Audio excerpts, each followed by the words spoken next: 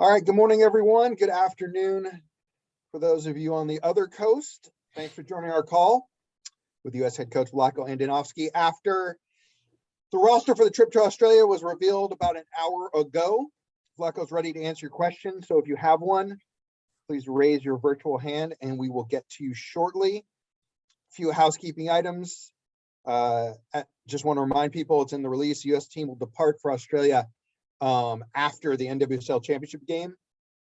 So we'll have a couple days of training in Australia before the first match at Stadium Australia, which of course is hosting the World Cup final in 2023. So that's pretty cool. U.S. team hasn't been in Australia in 21 years, when the team actually went 3 times in the year 2000, twice ahead of the Olympics and one for the Olympics. So a lot going on here, and we will take your questions now. Let's go with Meg Linehan. Go ahead, Meg. Thanks, Aaron. Hi, Vlatko. Obviously, and fun names on this roster, but I wanted to maybe start with the goalkeeper and the fact that Jane Campbell is our most senior goalkeeper on this roster with 7 caps, and just the decision to go all in on the depth for this position. Yes, I mean, we went all in, and not just in the goalkeeping position or all around, but in goalkeeper in particular. I think it's a great opportunity to put those young goalkeepers in a tough and challenging environment, and to put them through some adversity and see how they deal with it. I think that Australia is an incredible team. They're playing at home, long travel with lots of fans. We'll see. We'll find out very fast who's cut for big games under pressure. I mean, I'm assuming that you watched Casey Murphy in the first NWSL playoff game that she had. Just any thoughts on that performance, the saves that she was able to come up with? Yes, so Casey is someone that I'm very familiar with. Obviously had a chance to work with her, and she's one of those players, goalkeepers, that I could almost say I could see a development, I could see a progress on a weekly basis when she was with the Reign, or when I was with the Reign as well. And she continued doing that when she went to with the Courage, and she proved day in and day out, actually game in and game out, that she is a top quality goalkeeper. Our goalkeeper, our coach who works with the goalkeeper, Philip Pooley, was following her very close, and we had a chance to see tons of videos of her, how her progress is going, and we're very happy to say that, we're glad to say that she's ready for the next level of her career. Thank you, Vlatko. Thank you. Thanks, Meg. Let's go to Mike DeCourcy. Go ahead, Mike. Yes, Vlatko, I wondered if you could address the forward position, because obviously that's where, I mean, you have players like Lynn who have some experience with the team, but for the most, you are almost starting completely over with this group at that position. So could you discuss a little bit about what you hope to see out of them, and why you included the particular players that you did? Yes, so the forward position is an area where we felt like we need to increase the competition, and not just the competition, we need to increase the overall experience of the players. So we have to give them games like this. We have to put them in environments, tough environments like this, and we have to see where they're at with the players that we called in. You mentioned Lynn Williams, who already has an Olympic experience, and then we have Sophie Schmidt, who's been brilliant this year in the league. She did very well in the games that she played with the national team. Mitch Purse, I felt like she's done very good this year in the league as well, who we believe is going to be in the forward line. And then Ashley Hatch. I mean, it's hard to argue the form that Ashley Hatch is in, and the ability to score goals. So even though is inexperienced forward line or front line, we still feel comfortable with where they're at. And like I said, there are not many opportunities to build that experience. And with losing a year because of COVID in the preparation for the World Cup, we're going to have to expedite this process a little bit. Can I follow up about Midge? Because you have used her as right back as well. So is this a clear opportunity for her to move toward that position where she's played so much in the league? Yes, so with Mija, we've had several conversations in terms of where we see her or what would be the best for her. And even when she was when we were trying her as a right fullback, we always knew that she's we publicly stated that we know she's a good forward. We just wanted to see how she would do as a fullback. And obviously, in the market where she plays as a forward, she did an incredible job and deserved to be called in as a forward. Thank you, Michael. Let's go to Jonathan Tannenwald. Go ahead, Jonathan. Thank you, Aaron, and thank you, Vlatko. In looking at this forward line a little bit, I was wondering if you might be able to address a trio of players who are not in this group. Tobin Heath, whether it's her injury or just to give her some time off, and also Mal Pugh, and also Trinity Rodman, and what you make of her so far. Thank you. Yes, so Yeah, I'm in a conference call. Jaden, can you please mute yourself? I don't know why you're not. Yeah, go ahead, Vlatko. Yeah, I will start with Tobin. First, Tobin, we did not call Tobin in for this next couple of camps, and purely because, like I said, we wanted to see the players that we believe are doing well or are in good form and believe will give us the best chance to be successful. In terms of Mel and Trinity, both of them were part of the group that was called in, but they opted out for this camp.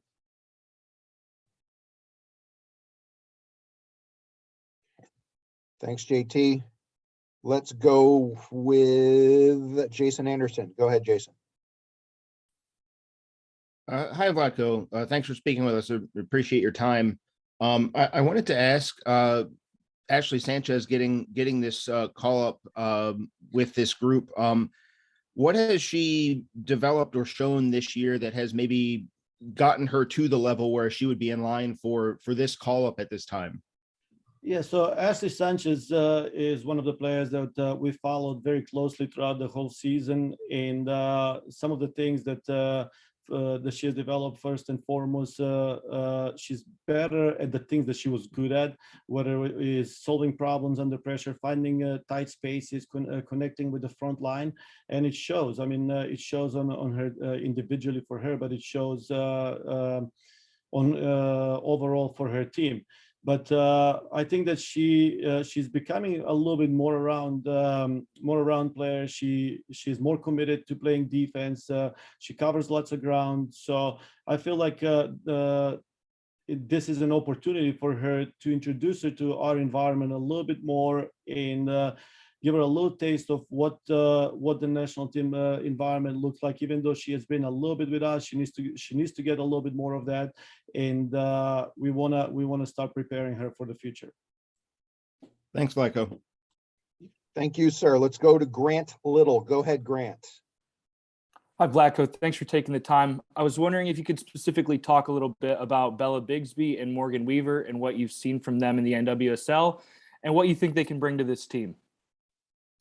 Yes, first with Bella, we're very happy for her and her progress, and she's done incredible. So many shout outs, but first, a lot of time people, when shout outs obviously a credit for a whole team defensive line, but in this case, she has done a very good job individually to keep those shout outs. So she's one of those players that needs an introduction to the environment as well, and be put under pressure a little bit and see how she reacts to all the adversity and all the challenges that are going to be thrown at her. On the other side, Morgan, first time I had a chance to see Morgan was in 2019 in December. And the notes that we had on Morgan pretty much were identical to what we had in the scouting process this year, or in the last 8-9 games in particular, with increase in every level of play. So we're very happy where she's at. We're very happy what we see from her, the ability to stretch defenses, her intensity in out of possession, to put teams under pressure, to put defenses under pressure. And she did an incredible job making things easier for players around her. So very happy to have her in camp as well. Awesome. Thank you. Thank you. Let's go to Alex Ozzie. Go ahead, Alex. Hey, Vlatko, thank you so much for taking the time today. Curious about something. My understanding is that Australia currently is requiring foreigners to be vaccinated in order to enter the country. And I was wondering if that requirement impacted the composition of this team, whether the athletes selected or opted out because of that. Yeah, so it is true that Australia requires full vaccination for every member of the team, whether it's a staff member, any staff member, or a player, and we're very well aware of it. And everybody that travels, that will travel to Australia, will be fully vaccinated. Thanks, Alex. Let's go to Seth Vertelny. Go ahead, Seth. Hey, Vlatko, thanks for taking the time today.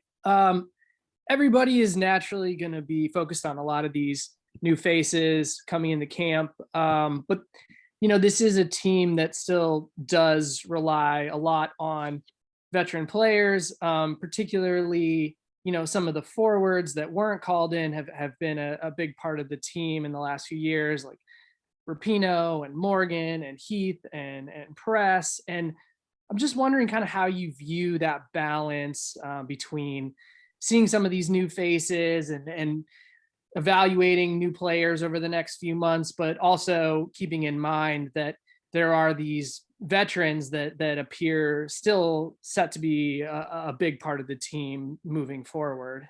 Yeah, I do agree that the team does rely on veterans, and with this camp or with this process doesn't mean that any of those veterans is out of the picture. And I'm not saying that, okay, this is the group that is going to go to the World Cup either. So we'll see a little more interchanging, but the time will tell if anyone from this group is going to be out and who's going to be in. It will first and foremost determine on the performance, the form that they're in, whether they're healthy, fit. There are so many attributes that we're going to look at. But one other thing that we can't forget, that we have players like Lindsey Horan or Sam Ewers that who is injured, or Kelly O'Hare, who couldn't make it because of family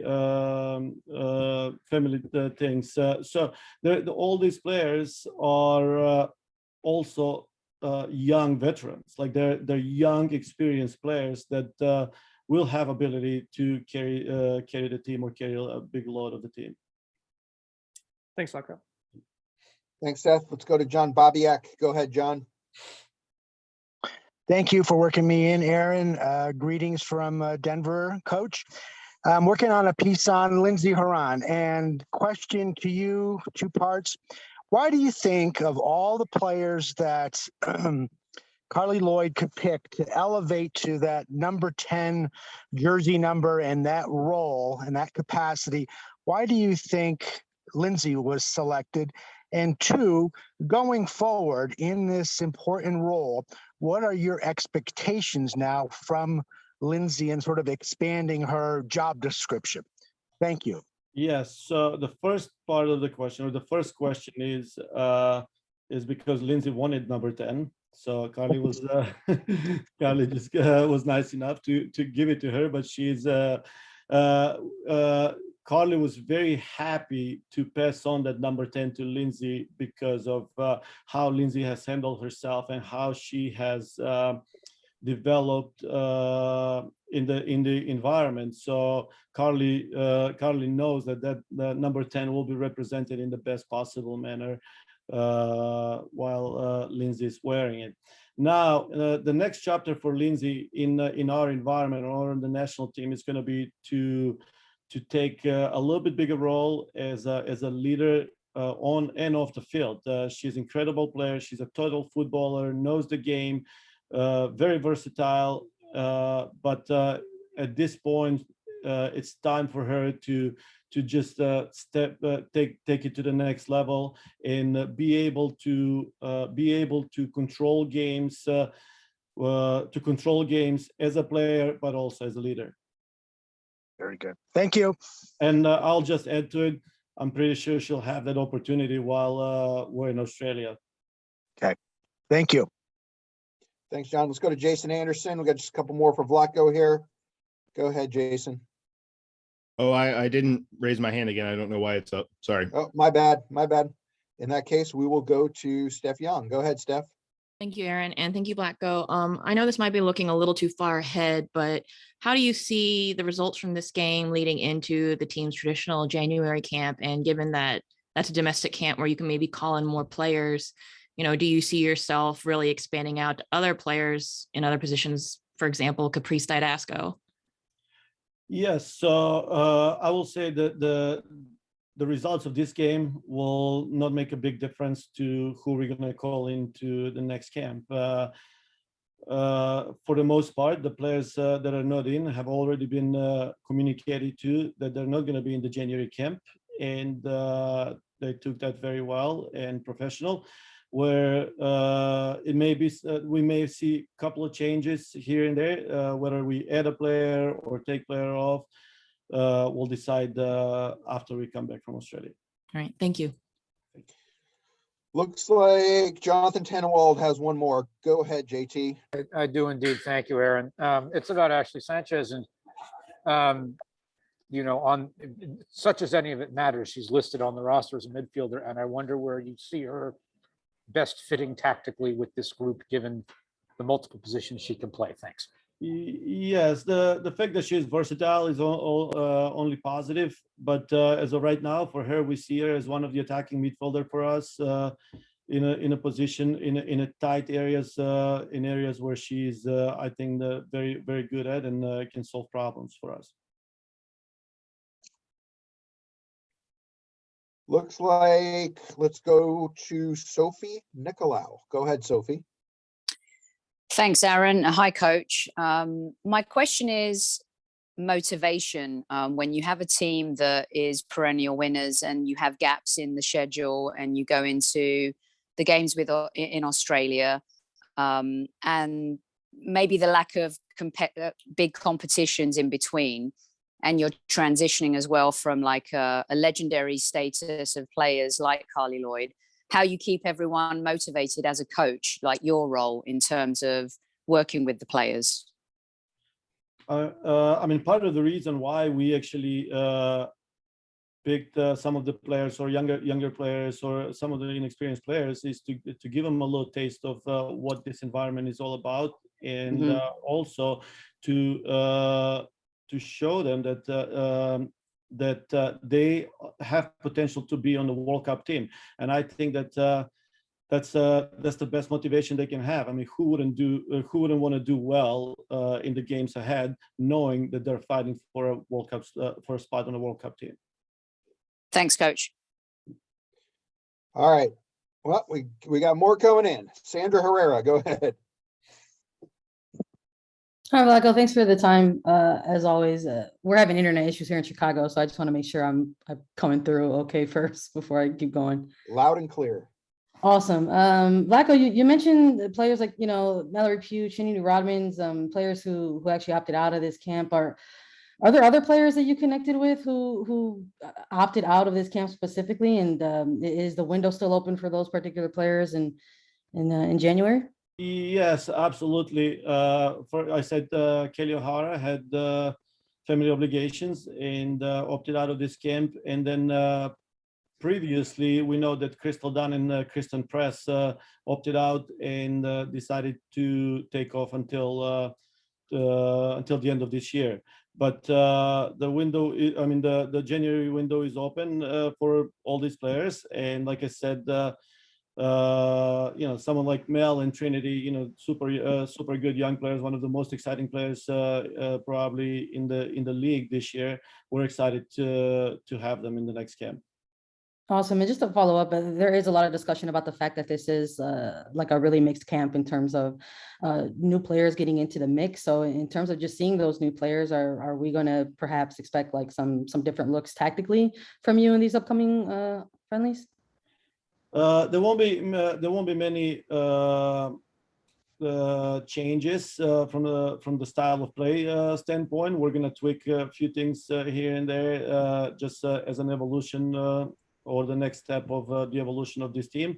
And tactically, we may do certain things different when we step on the field, but we'll see once we have a full scouting report on the opponent.